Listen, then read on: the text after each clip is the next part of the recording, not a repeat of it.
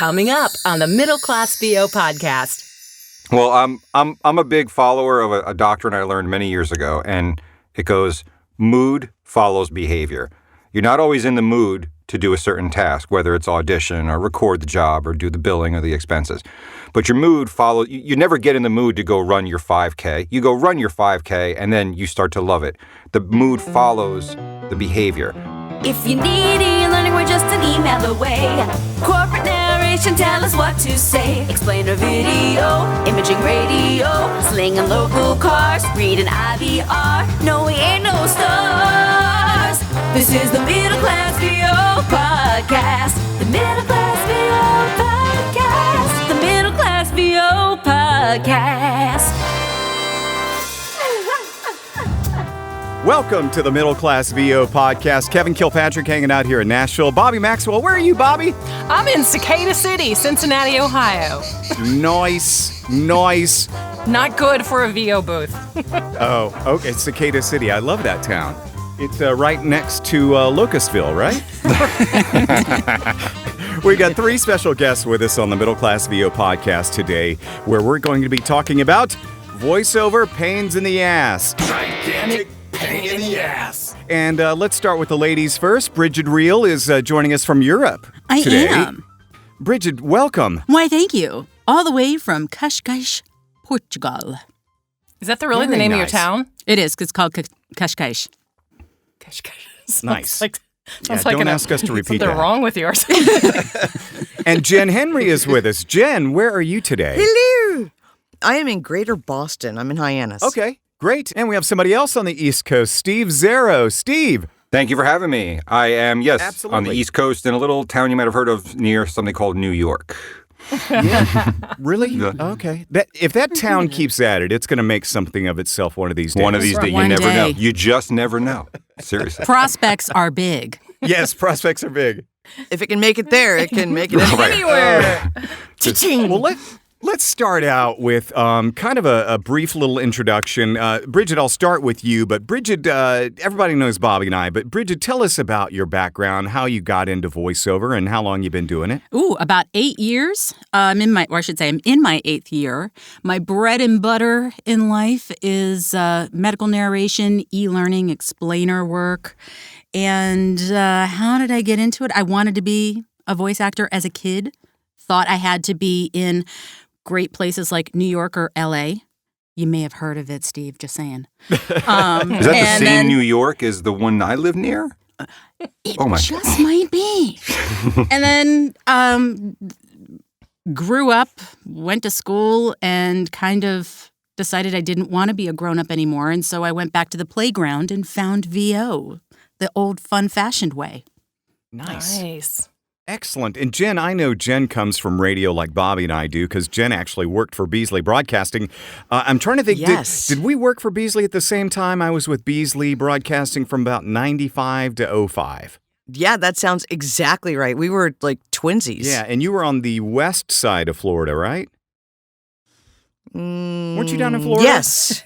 Yes, but I had to do the math. SW is Southwest. SWFL. So, yeah, I was on the East Coast. You were on the West Coast of Florida, and at the same time. So tell us about your impetus. How did you get into voiceover? Oh, Lord. The radio thing didn't work out.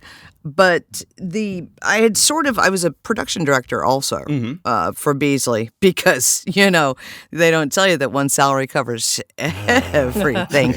And I heard a rumor that you could get paid to do what we were doing in production. And that sounded like a really good idea. So when radio shit the bed, rather unceremoniously, and it wasn't a bloodletting like the various big companies do.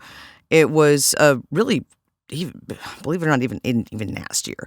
I thought, I'm not going to let people have control of that anymore, being my financial well-being and so forth. And so I decided to not listen to anybody that had a voice of reason and got into voiceover about I guess about 8 years ago now. Almost 8 years. Sounds so familiar. Excellent. Were you like me and people were like, Yeah. are you crazy, Jen? What are you doing? You've got a full-time job. It's in radio. It's so cool. And actually, at the time that dissipated, that was not even the case. My oldest son had just been born, and there was a lot. I was down in the Keys, and there was a lot of nastiness that came out of that, and I wasn't gonna subject my son, and so my spousal unit and I moved back up to Southwest Florida, and subsequently up to New England, and then we had another baby. Mm-hmm. We know what causes it now.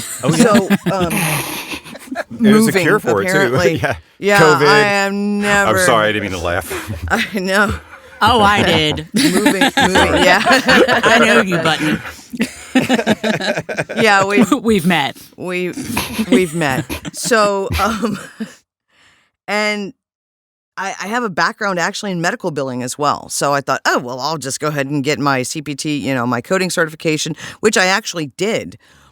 And I had zero interest in it whatsoever. And the people that bark that you can get these remote jobs from home, and that turned out to be BS. And so I'm like, well, there's one other thing that I can do, I think. So why not? And I did. And so here we are. Excellent. Steve, what about yourself? How did you... Now, you've done on-camera stuff, am I correct? A little bit, yeah. I actually started out as a stage actor in college, having been a kid who adored TV and cartoons and impressions, and always thought about being in voiceover too. But I sort of got derailed from my my acting aspirations shortly after college.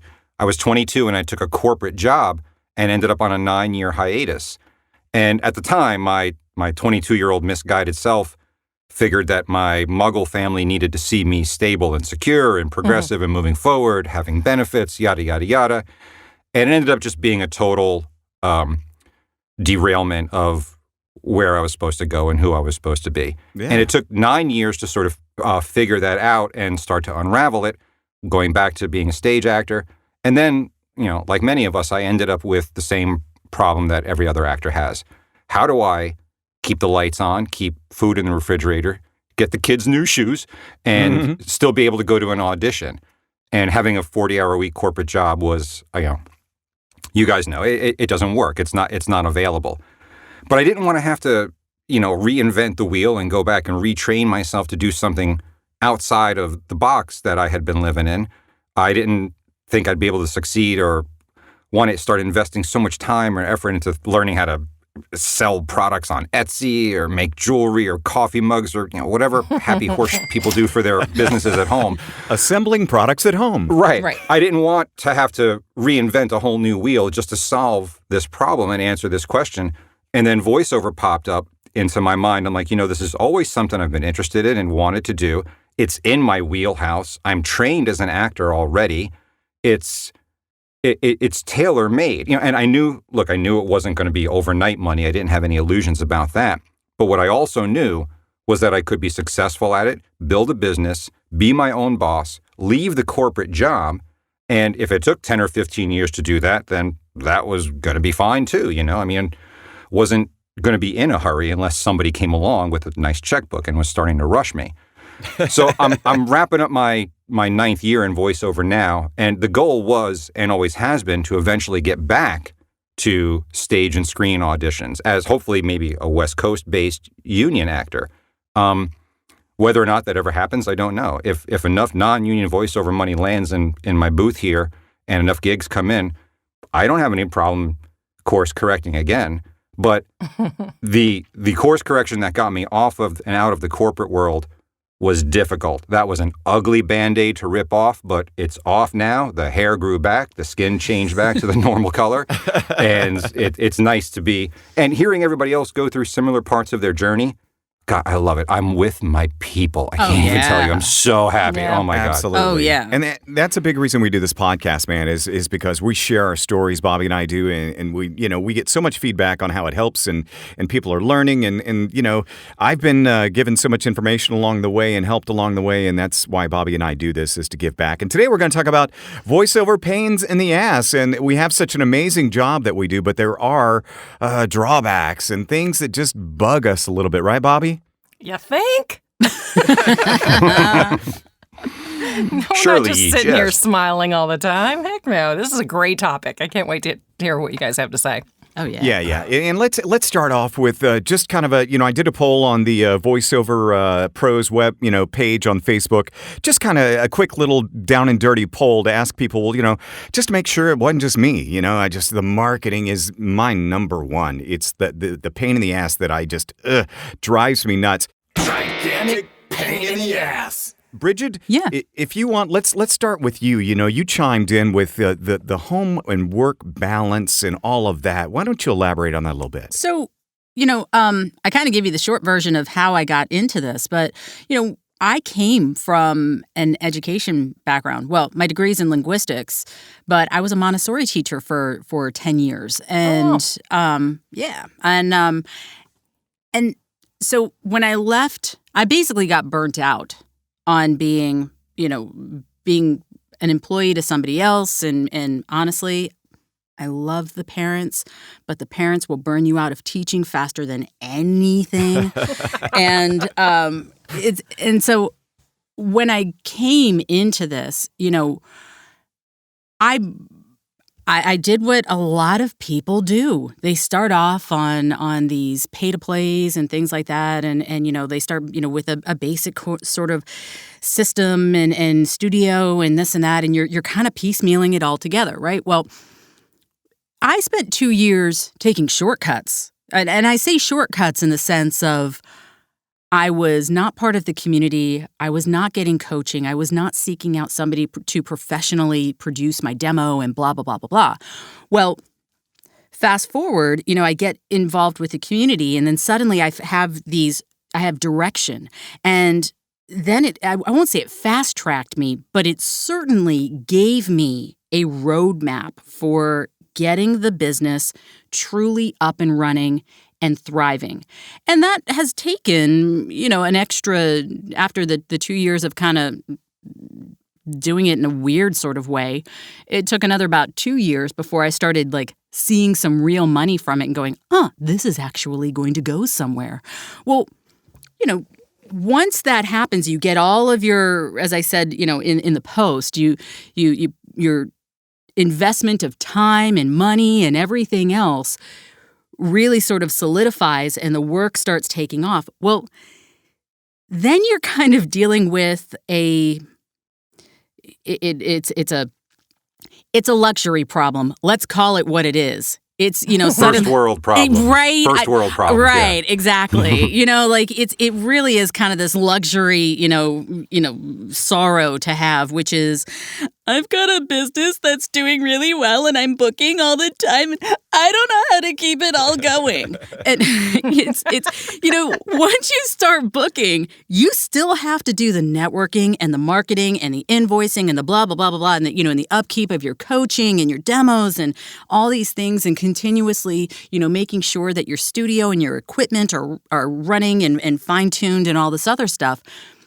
But then you've also got clients who are like, hey, got this project. Hey, got this project. Hey, got this project. And suddenly your 24 hours in a day turns into you need 48, 72 hours in a day. Yep. So it's so challenging to do that. And that's just the business side. I'm not even talking about the fact that I'm a wife. I'm a mother of two. I've got one who lives in the U.S. who's a grown-ass adult and doing his own thing, but I'm still his mom. And then I've got one who's just graduated from high school, and she's getting ready to go off to uni. And it's I've got, all these other things that I'm dealing with. Plus, I have 3 dogs and a cat, and, we're getting ready to move. Plus, you're on the other side of the world, and is that an issue? Yeah, where you have to deal with the time difference? I do. Yeah. I mean, it's. I won't say that's as much of an issue just because being 5 hours ahead of East Coast time kind of puts me at a little bit of an advantage in many cases, because by the time they're waking up, clients are waking up, like they've got their files in their inbox already because I've had 5 hours to have my coffee and get in the booth and record it. Which is big, right? But it still is kind of one of these, like, I'm trying to balance it all. Be a wife, be a mom, be a business owner, all this other stuff. Plus, I have, one thing that is coming up for me, Bobbi, is that we're moving next year. We move every 3 to 4 years because of my husband's job. Yep. So we're moving from Lisbon to Copenhagen next, not this upcoming fall, but the following fall. So, in 2022, I've got this other move that's coming up, with my kid just going off to uni and all this other stuff. So just finding that balance sometimes is like, like, how do I do it? Plus I have, I was just talking with my assistant. I do have an assistant, and I've got, I've got some health issues that I'm dealing with, like mainly in my back. I have herniated discs in my back. I have yet to take care of these because I just haven't, because where is the time to do such things? But between that and exercise and all that, just finding that balance sometimes gets to be a giant pain in the ass. There it is. Ding, ding, ding, ding, ding. Giant pain in the ass. The VO pitas. Can we just call them the VO pitas now? We just got to make sure it's not confused with lunch. Yeah.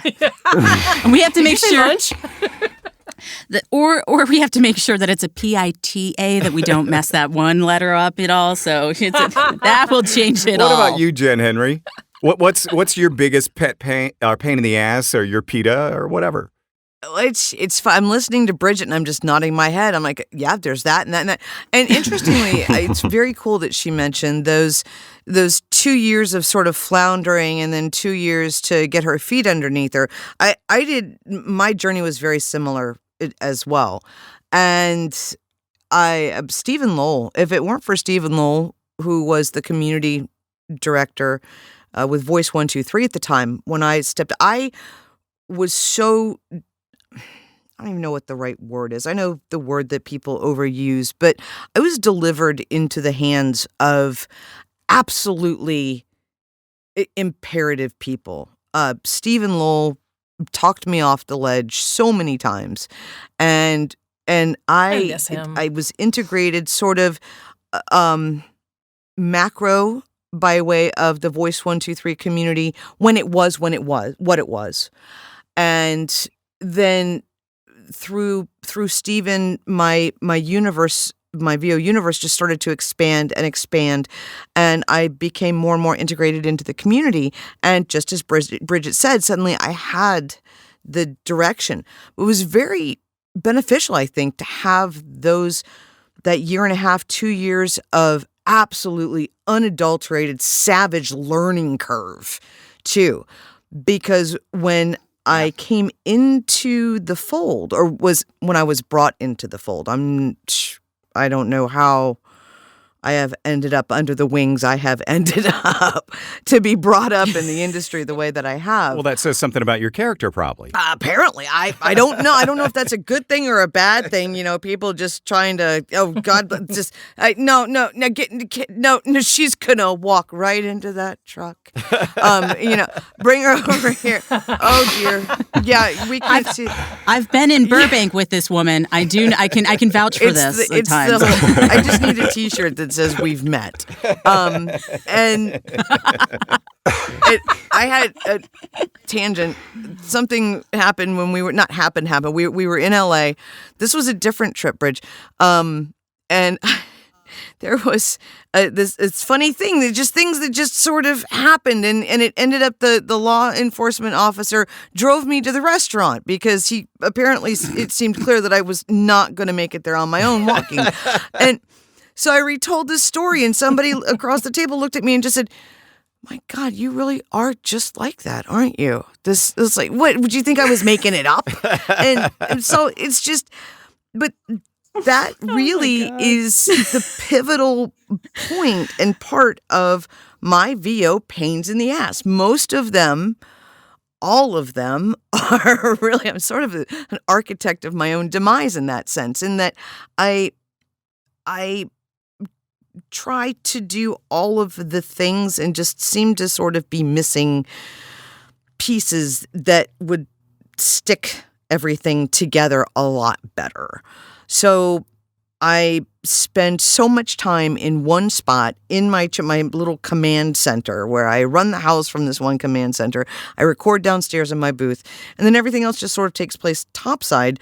And heaven forbid I wasn't at my desk when somebody was looking for me, they'd panic. So, and they would find me because they always find me. And, you just do. Mama. Just Sorry. look, before we started recording, it was, hi, Mama. Andrew's really aggressive and he's very angry and he's throwing chairs. So you passed on those Right. genes, huh? I was going to say, it sounds better than, Dad, Hi, yeah. hi. Yeah, that's it. That was it. That's what I interrupted chapter 27 for. I get those too. man. I made you a sandwich. Oh, thank you, buddy. And there's that overwhelming sense of gratitude, and then immediately followed by deep concern because when I had that incident, it was like the oldest was 7, and it was like, oh, funny, you don't usually do that. So it was, wondering what happened that predicated the sandwich, and then of course you have to eat it in front of them. I digress. Ooh. Squirrel much? We've met. Well, you know what? There's the whole, there's my whole portion of the episode right there. Oh. Turn her off. Yeah, right. Yeah, right, yeah. Distractions happen, though, right, Steve? Like you were talking about in the voiceover page, the Facebook thing, that you've got lawn crews, multiple crews that come by all the time. Oh, lawnmowers, water crews, gas lines, global pandemics, you name it. It's just like, it's madness. I live in a pretty close rural neighborhood here in the suburbs in upstate New York. It's not too far from Manhattan, but it's far enough away to be quiet and for people to think I'm an onion farmer, even though I'm not. Nice. I shit you not. You go a half hour north of here, it's the onion capital of the state. But it's still fairly suburban around here. But my God, I've got 25 houses within maybe 200 yards of me, and every one of them has a different yard crew at a different time on a different day. I can't lock it down to save my life. One shuts off and loads up and pulls out, and the next one pulls in. It's like the Truman Show. Do you guys know the movie The Truman Show? How when he leaves his house, everyone in the town is on cue to bust this man's balls everywhere he goes, to get in his way, make sure he walks as slow as possible, that he gets in front of the camera, that he's held. That's, even when the mic is off, I feel like that's my life. I leave the house and 3 old ladies pull out in front of me like Ed Harris is in the booth telling them to. What do you do during sessions, directed sessions? You know what? I'll be honest. I have yet to have one. Thank God. I have yet to actually have a live directed session. Well, that's not true. I had one early on. It took 1 hour. And when I did that, I did live in a different town that was next door to the onion capital of New York. I started this business when I lived further upstate in a town called Florida, New York. It's right next to Goshen. And Goshen is filled with volcanic glacial black soil farmland, and it's great for growing root vegetables. So I was serious about living close to Onion World, but I don't live in it. But when I started this business, one of my very first bookings was a 1-hour live session with a company in Dubai, and I was fortunate enough to be in my whisper room and not have as many of these challenges as I'm having where I live now. Yeah. But the timing is so bad, and somebody was, I think, Jen, you were talking about cicadas earlier, right? That was Bobby. I was talking about Bobby. children I'm throwing sorry. chairs. Okay. Well, the Yeah. All cicadas very is going to loud. be almost just as fun as the chair throwing. And I understand that the cicadas are late in my part of the country because of the unseasonal temperatures we've had. I thought you were going to say because of COVID. Well, COVID is because of the Truman Show. No, but the cicadas are coming in about 2 weeks. So now I'm cramming to get a book done. I lost 14 months of work because of the pandemic. I literally had to put everything on ice. I have a 6-year-old, right? He was 5 when he got sent home from kindergarten 2 Marches ago. And my wife was working full time on site. We were fortunate enough to have the income be sustained, but it meant that I was now the sole daily provider for this child's needs, for remote learning and homeschooling, and all of that was being, they were building the tracks in front of the train as it was already doing 100 miles an hour. So I was on board for all that. When school ended, my wife got laid off a couple months into the pandemic, but then she got a new job very quickly. I thought that her being home for the last summer meant I was going to get to go back to work, and it unfortunately didn't work out that way. So I became daddy daycare and daddy day camp again for the entire summer. Yep. So he was 6, so I would have had to get up at, before the butt crack of dawn to get any work in at all before he rose. And then it's a I had to full-time be gig. his the entire day. It's a Absolutely. full time. You can't. I couldn't even break away for an audition. I mean, I tried for a couple of months. I managed to get some auditions in. I managed to get some jobs in for a corporate client that sends me works periodically. But I realized very quickly that for every second that I had to spend tending to my business, I was nothing short of fully neglecting my son. Fully, totally, and unabashedly, if that even is the right word, neglecting him. Here's the Nintendo. Here's the iPad. Here's daddy's, here's my wallet. Do whatever you want. I had no idea what to do, so I had no choice but to just jump ship and just hope that the thing stayed afloat until I could find a way to swim back to it if and when the pandemic ever ended. So, I'm glad you stopped short of saying, here's a buck knife and a pack of cigarettes with a lighter. Wow. Yeah. Well, I don't smoke cigarettes, but I got. But no, I hate the fact that I had to go to the pandemic. But that really was, of all these things. I'll take the lawnmowers. I'll take 100 lawnmowers. Give me 1,000 effing lawnmowers all day long. But make this shit end and make the world get the Earth back up to 60-mile-an-hour rotation from this standstill, so that I can go back to work. And then after 14 lost months, I finally got a hold of an audiobook, and then I lost the 15th month of May because I had a surgery that ended up being a lot more severe than I thought. It was put off from the beginning of the pandemic, and then when I got back into it to get it resolved, it took me out of the loop again completely. So, I mean, it's just like I'm afraid to go out the door sometimes. It's really been, to say that this whole endeavor has been traumatizing is not an exaggeration. But yeah, I mean, I don't know what the bigger pain in the ass is. Is it the crews digging up the street to replace the fire hydrants for 2 weeks in the entire neighborhood? Is it the lawnmowers that keep showing up? Is it the AC that comes on the minute I hit the record button? I don't.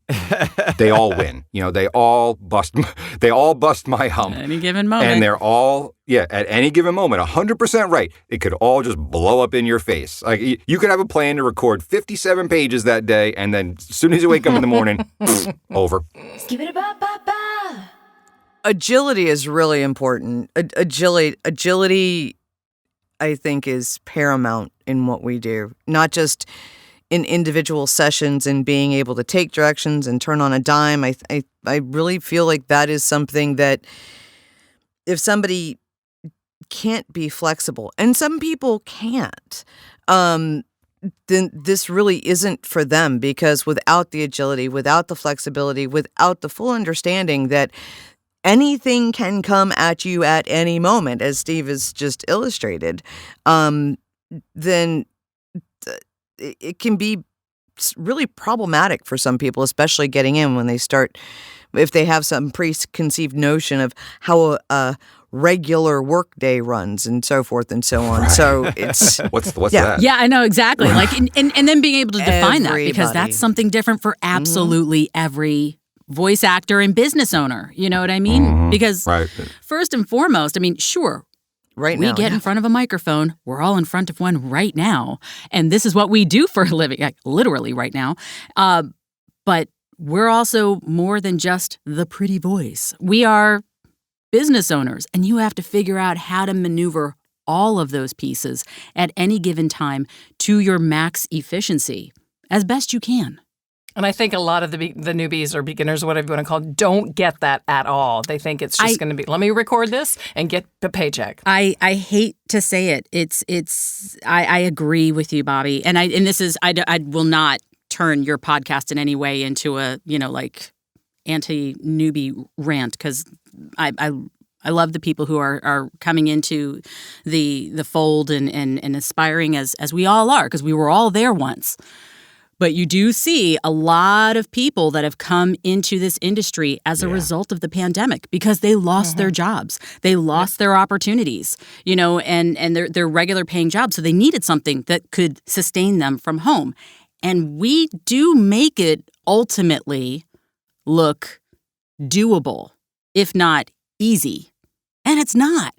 And so a lot of people really go, like, I've seen it in a lot of the groups where, someone will ask a question. It's usually one of 5 questions. And then you get a whole bunch of people who start giving them information about, like, get your training, get your demos, and invest, and blah, blah, blah, blah, blah, blah, blah, blah. And then you get people going, you don't have to do that. That's just a lie. They're just trying to keep you from getting jobs. And then you get this whole other side. And I'm like, it's gotten to the point where, like, I open up my Facebook feed and I just go, I'm just going to crawl back under the covers. It's gotten to the point where I don't even open my Facebook feed for that reason. It's for that exact same reason. I can't read the same thread again. I can't tell another and I call them freshmen. And what I just want to say real quick, I feel very grateful for the fact that I'm coming into year 10 in this. I never had this illusion that some of these people have. I never had this illusion. The expectation was never set incorrectly for me. My first coach, the minute I got him on the phone, after he asked me what my performance experience was like, he told me, he goes, do you have 10 to 15 years to put into this? Like, Really? He didn't bullshit me for 1 second. That's good, though. I never, ever fell victim to the freshman curse, as I've come to call it. And anytime I've ever asked a duplicate question on a Facebook page in a group was only because the 15,000 threads I researched beforehand didn't answer what I was looking for.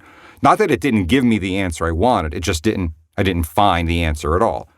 But I see the same, Brigid's spot on there. I mean, I see the same post. What do I do about this? What about that? And everyone gives them solid gold information. Some of them are given this, they're dropping these truth bombs of gold for the 10th, 15th, 100,000th time in the same page, in the same thread. No. And nobody is taking notes. Nobody is going to mine the existing information that's already there, the voiceover 101 that's already been written out. You know what I mean? Just because a post is a year or 2 years old doesn't mean that it's inaccurate at this point. There may be some evolution since then, but... Or just go to the search bar. Just go to the search bar, yeah. Right. Please look the at the same search time tool. it took you to type this question, you could have put it in this place on the page, and you'd have every answer on God's green earth already. Mm-hmm. This segues into another pain in the ass. I actually did just what you're talking about the other day because I got this email from a company and I'm like, this just doesn't look right. And I just put in this company's name into the search and I found all these threads. And I'm like, all right, perfect. I'm staying away from these clowns. And it was artificial voices based. So is that another pain in the ass in our industry that's evolving? Is the artificial voices going on? Tell us more. We got another hour here? I know, right? Yeah, You're pulling out true, a big true. thread there. Yeah. But I mean, there's 2 kinds of companies doing that work though, because I've been hit up by them too, and I had to ask a lot of specific questions when I was feeling out this company for this gig. I ended up not taking it, but they weren't actually building AI voices. What they were trying to do was use voice actors to train voice recognition software. I still didn't take the job because it still wasn't in alignment with, it wasn't even in alignment with my gear. They had to have it recorded on an iPhone device or something very specific that I wasn't able to accommodate for them. But I went through a whole process on the phone with them saying, are you using my recordings to create AI voices? And I had to be very specific with them. I want to know what this job is really about. What is your goal with this finished product? And I told him, if you're looking to build an AI voice and an AI voice database using my voice, I'll have to politely decline. Yeah. I wish them luck. I didn't tell them where to go like I know some voice actors would like to tell them. What a dick. No, That's all you've got to do. Don't be a dick. That's right. Exactly. Well, I mean, Brigid has seen me post over the years in certain groups. And she could tell you that I have been known at times to struggle with that doctrine. Me too. I mean, to be fair, Steve, I mean, the times that the time you're referring to, I think, was also a little bit blown out of proportion. I think that kind of leads to, me to a bit of a segue. I mean, you ask about the AI voices. I'm not so much worried about the AI voices because at the end of the day, they're going to need us anyhow. So I think there's an opportunity there for, a little bit of the marriage of the two carefully. And I think we're still a bit of a ways off before it becomes a major threat or pain to our, thing, but to our industry. But, I think to me, the prickliness just kind of comes from people's lack of patience. And I think that goes with whether or not it's a client or a fellow voice actor in a voice, of a Facebook group or whatever, people can be kind of rough, they can just jump. I mean, as earlier I said, the freshmen, I like that term, by the way, Steve, the freshmen can, I might be stealing that one from you or, commandeering it to put into my own vernacular. You what? I bequeath it to you. Why, thank you, sir. Thank you, sir. But it's you get the freshmen who may ask the same questions, but then you get the other side of it, which is like people who just have no patience anymore and are nasty. They're just some nasty people. Yeah. Toxic, The curmudgeons. nasty. Yes, exactly. The, not just get off my lawn, get the off my lawn, and here's my shotgun, pointed at you for it. Like, dude, I posted on my Instagram story yesterday, this thing I found on TikTok, which was basically one of those like bubbly hamster wheels that people can get into and they roll down hills. And then people are like cheat, and people are running away from it and everything. And they're getting like bowled over. And I was like, what it's like reading some of the comments on Facebook to people's questions and answers. Like, that's too funny. Because it's so true. Like that toxicity is like, ugh. That to me it puts me in a bad mindset, which then will affect my productivity and my reads and things like that. Because I think somewhere, it may have been before we started, we were talking about, kind of like that mindset, how it can just like, mess with your head and just like make your reads all off. Sometimes those things will just, get so angry and nasty that you're just like, you just feel like you need to go take a shower to wipe off all of the, the nasty funk that people are trying to throw at one another. Just like Steve said, I walk away. I walk away from Facebook. But sometimes I fail. 2 days ago, not 2 days ago, maybe Monday it happened. There were in the same group, Brigid, that we were talking about earlier, another member had posted something, and someone else lashed out at them aggressive. I know what you're talking about. You know what I'm talking. So Yeah. I defended this person, and I didn't have to, and I wasn't inappropriate. I didn't think that I was disrespectful at all. I'm sorry. I'll go ahead and say that out loud. I may have put my 2 cents in where it wasn't invited or where it wasn't requested, but I told this person, mind your words, sir.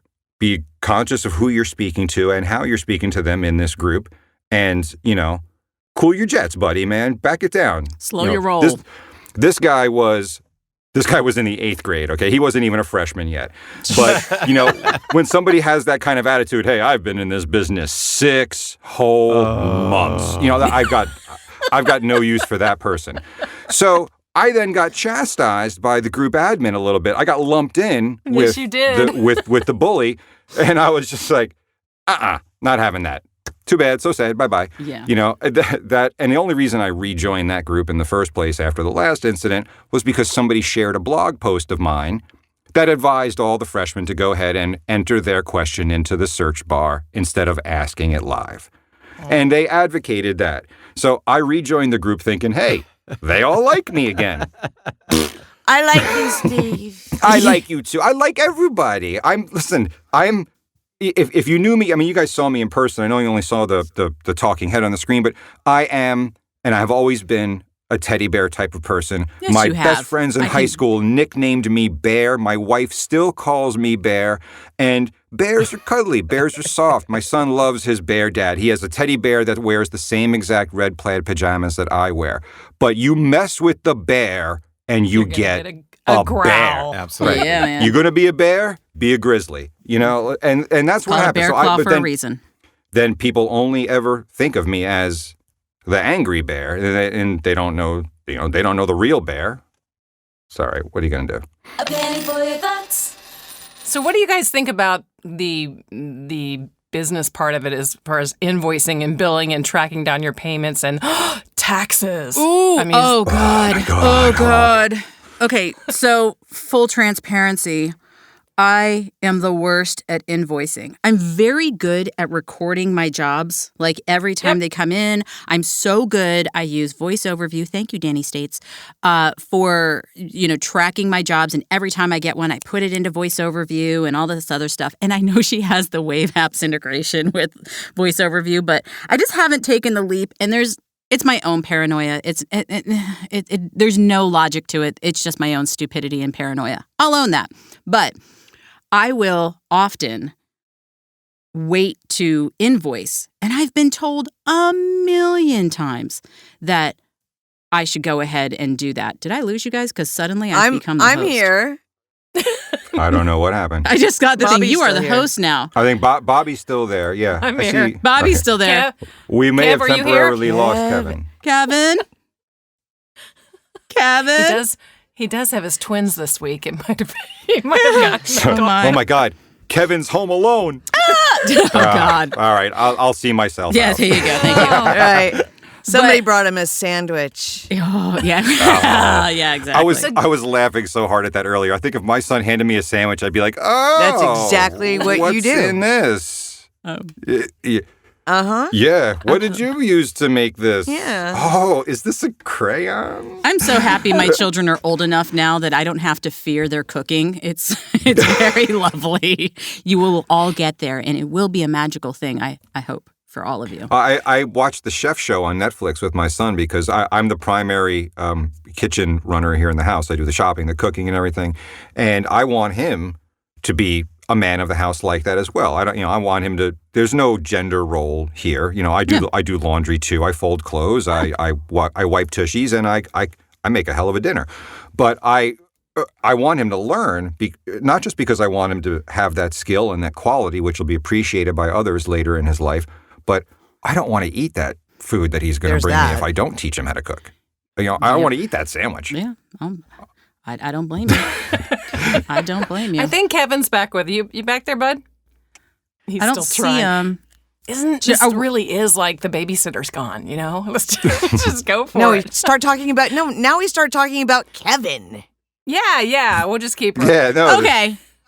The show must go on. The show must go on. Exactly. I was hearing you guys talk about the invoicing before. For me, it's tracking expenses. I am notoriously apathetic when it comes to staying diligent on that. Like I literally track my expenses in the last 7 days that lead up to the final day of filing your taxes. Oh, yeah, absolutely. My biggest advantage there is that I use my business credit card for absolutely everything. Everything. Absolutely Yep. everything. We do have Kevin back. Kevin is back. What a pain in the ass technology is. Giant pain in the ass. There you go. Technology just moved up in the total. Yeah, right. Did I miss anything? Exactly. Did I miss the Jello? No, we sat missed- here in total silence. You We didn't do missed anything. the biggest knowledge bomb ever, just saying. No, we were still talking about invoicing and tracking expenses, but yeah, my business credit card I use for absolutely everything, and because I have that integrated into my Wave apps, like it tracks all of that stuff for me, so all I have to do is Nice. just make sure that it I just make sure it's categorized correctly. My reconciliation of my books at the end of the month is complete garbage, and my accountant has told me that. So that is a giant pain in the ass. My accounting, I have a wonderful accountant, but I don't know that he's an entertainment accountant, and I think that would give me a little bit of a competitive advantage for my business, just because I'm wondering how many of my expenses he knows about, how many of my purchases and expenses and things like that are actually tax deductible as a creative. But right, they're having that versatile knowledge, that sort of embedded knowledge of the business itself. Like my accountant's the same way. He doesn't know much about what I do. I have to educate him in order for him to educate me back. So his information is only as good as the information he's getting from me. That's kind of my experience too. I have the best accountant because he says, use my business bank account card for everything. And then what I do is go, here. Oh, hey, you let him log in and he does it all? That's the exchange of information. You're like, and then I need to learn back. I'm like, I don't need to learn. I have enough. Here. This is why I'm paying you. I'll try to explain things to me. I said, do you understand it? He said, well, of course I understand it. Then why are we having this conversation? Yeah, then we're good. It makes my head hurt. Then that's all that matters, right? That's scab-worthy. But I want to understand it just on the off chance that, anything happens. I need to know it a little bit. I don't need to know it in depth. I need to know it enough, because I feel like, for me, I guess that's partly my own control issues and partly just so that I'm not giving him more work. Right. And then getting charged more. So I'm trying to save myself money when I can. But I'm with you. I mean, I do everything now on the business account, which is, on my business credit card, which helps. Yeah. But I set up my books poorly. So, my Wave apps has all kinds of extra accounts that I don't need. And my accountant actually said to me this time, he's like, do you need someone to help you with bookkeeping? I'm thinking about adding this to my my services for certain of my clients, and I think there were certain clients who could benefit from this, and well, you were kind of at the top of that list, and I was like, wow, that's gentle. That's why you get charged more. And look at all that time it took that person to say that. You need an accountant that says, Jen.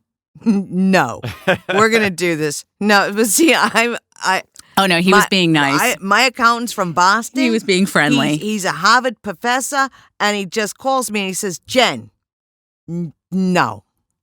And I say, okay, here. But this speaks to the kind of arrangement that I need. So everybody has their own things, because I screwed it up. I screwed it up for a really long time. I'm not an accountant. Because of my control issues and this and that. And apparently when I control things, it just means that I look at them. They're mine, and I look at them. I may not do shit with it, but here it is. It's all mine. And it caught up with me. And so learning to delegate and let certain things go really helps avoid certain pains in the ass. Oh, yeah. Yeah, I like to be able to put my trust in a proven professional. Like, I'm a voice actor. I'm not going to give my accountant accounting advice, and I'm not going to take acting advice from him. But, I appreciate the fact that he can come to me and say, look, Junior, this is how it works. Get your head out of your ass. This is what we're going to do. And he does that to an extent, but just like you were saying, I think if I had an entertainment accountant, if I had someone who was proven in the industry, then they would be even more direct and more straightforward with me and put me on a more focused path. And that's what I respond well to. I 21 years in corporate America, listening to people try to not say what they're really thinking. The number one thing I love and respect about communicating with people in our business is they don't do that. They all say exactly what they're thinking. It might not always make sense, especially in specs, but nobody in voiceover plays that game of guarding their words and their actions, or plays that game of trying to say what they really mean and think without really saying it. That to me was the biggest pain in the ass about being in corporate America, was that all of the communication, especially working for a communications company, it just went out the window. It's a bunch of people trying to say what they mean in all different words. None of them get their point across. None of them understand what the other point coming at them is. and nobody goes anywhere. Well, guys, we thank you so much for your time. Before we get wrapped up, because we could talk about this all day long, the big pains in the ass, but I wanted to kind of end on a positive note. When we deal with these pains in the ass that we deal with, like I consider auditions at times pains in the ass, but, we got to grind them out. Like, you got to embrace the suck, that kind of thing. Brigid, we'll start with you. How do you get through that? How do you get past that? How do you get through the annoyance and put yourself in a better frame of mind? With dealing with all this stuff we deal with like auditions, all of it, yeah. Dealing with all, all of it. I find I have a couple of key things. I've got an amazing family, and I can go to them for anything, anytime. I've got an incredible support system in that sense. I do know how to delegate. I have a phenomenal editor, Lynn Norris, and an incredible assistant, Miranda Ellis. And the two of them just help me keep flowing and going. And I'm not afraid to be, the person who says, hey, I need a little bit of help. I need a little bit of assistance. And, I think the third thing that I have is with Jen and a couple of others, we have a place within Facebook, our little sock drawer, which is where we can go to vent to one another about all manner of things. And I think having people around you that, when it gets to be too much, or you're unsure about something, or you're, feeling, funky, or whatever the case may be, or you have something you want to celebrate, it doesn't have to be, I'm feeling like crap and I need somebody to lift me up. It could be like, I'm having a great day. Oh my gosh, this is hilarious. And let me share this. Having those people that you can go to. I can't say the amount of times that I don't that I talk to Jen or Lynn or Kayla, and the sock drawer just keep each other laughing and flowing and going. And I think just having that support system and just knowing that whatever's happening, it's temporary. It's all temporary. I've talked about this in some classes that I've taught, that any emotional state has been scientifically proven to only last for about 90 seconds. So whatever you're feeling now, 90 seconds, you're probably not going to be feeling the same emotional state. And I think that just helps. Yeah, so true. True that. I just go to the beach. Jen, are you the same way? I just go to the beach. I think yeah, I really am. I'm super, super self-accountable. And I think a lot of that is control mechanism as well, because as long as I own something, where it might sound like I'm joking when I say I create all of my own pains in the ass. I mean, I never look at auditioning as a pain in the ass, because for me, that's just an opportunity. And without those opportunities, I don't do other things, and so forth and so on. So if I have a stack of auditions, I have to figure shit out, and make it happen, whether it's 5 o'clock in the morning, I was submitting and doing a thing for a place. And once I, scrubbed off my Harvey Fierstein voice. And so you just make certain things happen. And staying forward looking and being super accountable in telling myself that, okay, this thing's a pain in the ass. This thing's a pain in the ass. I'm accountable for the state that it is in, whatever it is, and that at least affords me the choice. It affords me the opportunity to change something that might make it less of a pain in the ass. I have paid lawn crews before. When I have a session coming up, or I have something to come out, a little nudge, nudge, wink, wink. What time do you guys need to go to lunch? And I'll buy them lunch, or a 6-pack works too, right? Yeah. Well, no, you know what? Yep. No, I have to go to the Packy to do that. And yeah, that's right. Just 2 trips, so can I just give you $25 and you can get a lot of beer? So it's just. That's why you always keep wine and beer in your house. I'm just saying, it's thinking ahead of time, thinking smarter. I don't keep wine and beer in my house, because all I got to do is think about other times. So So I don't think Or you'll never scrub off that Harvey Weinstein voice. Firestein, not Weinstein. Oh, no. Firestein. That's Wow. That is a That's slip. great. Oh my God. Kevin, Bobbi, I'm sorry that Brigid just turned your podcast into a really to a really weird one time at band camp story there. There's something you don't hear every day.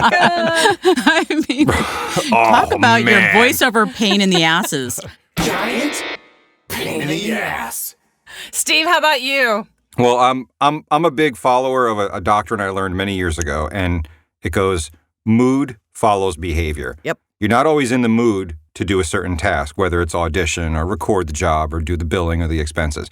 But your mood follows, you never get in the mood to go run your 5K. You go run your 5K and then you start to love it. The mood follows the behavior. So when there are times when, the fatherhood frustration, or especially in the past year and change, when other frustrations creep in and they start to bring a cloud over your focus and your job, I remember that. I go to that. I have it written up on my wall and I look at it. And it causes me it triggers a process I go through where I look around and I take a quick inventory. I look at my studio, I look at my booth, I look at a picture of my child, I look at my equipment, I look at my client roster, and I say, 10, 11 years ago, I was working a job that I hated, in a city and a state that I hated. I was miserable and I wanted to die. And I told my wife that I absolutely, positively have to be a professional working actor. It's the only thing in the world that's going to make me happy. And when I do that inventory, I can manually shift my mood.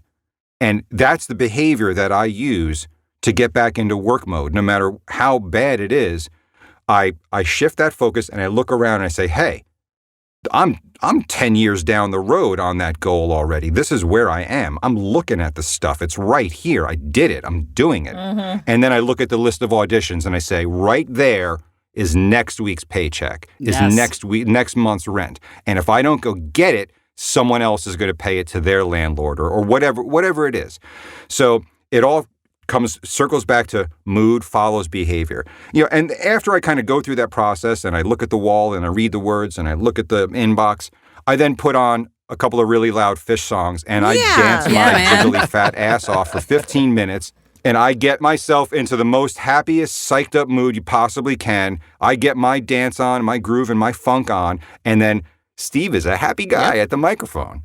That's awesome. Steve, tell everybody, that would like to check out your stuff, more possible bookings or auditions. How can they see more of you, Steve? Well, you can go to stevezarro.com. Check me out there. You can find links to all of my social media platforms there as well. My phone number, my email, the size of my underwear, my Amazon wish list. It's all awesome. Up there. Perfection. I am accessible, as we like to say. What about you, Jen? JennHenryCreatives.com. 2 N's. JennHenryCreatives.com. There you can also find a lot of videos of work, Steve's underwear size, and my social media links as well. And Brigid. Well, as soon as I'm done with this podcast, I will be adding Steve's underwear size to my website and my, my link tree for everyone. There you have it. But you can find me at Reale Voices. That's REALE voices.com. And everywhere else on all social media, I am Reale Voices all over the place. Oh, so great to have you guys. Should I have spelled my name too? It's like Zorro, but with an A. Zarro. Perfect. I don't know if that matters. Zorro with an A. My brain went Zorra. I grew up in the 80s. And a movie came out called Zorro the Gay Blade in 1982, and I have yet to hear the end of it. Well, Brigid, Jen, and Steve, thanks so much for being on the Middle Class VO podcast today. You have shed a lot of insight on our world, the pains in the ass that are our world, and a lot of people are going to learn from it, and we really appreciate your time. Well, Thanks, hope guys. so. Thank Hopefully you. we have I not had a blast. become the VO pains in the ass in the episode. Somehow I feel like we have. Never. We'll check Facebook in a couple days and see if they call us the curmudgeon. It will certainly tell us if we are. There you go. We'll see what the JV and the varsity have to say. Absolutely. Yes. We are the varsity. We are Yes, the varsity. that's right. the upperclassmen, the lettermen, and women. I'm the water Yes. boy. The upper Well, middle thanks class. so much, guys. And let's do this again, okay? Thank Absolutely. you. Thank you Thanks so for having much. me. Anytime. Take it easy, everybody. Bye.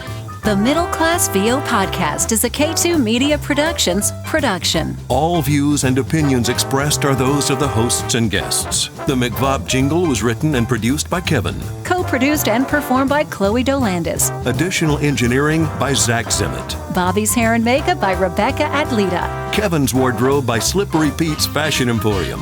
All previous episodes are available for download on Podbean. For the Middle Class VO Podcast, I'm Tracy Thibodeau. I'm Lisa Lou Perry. Thanks for listening. And don't miss the next episode of The Middle Class VO Podcast. The Middle Class VO Podcast.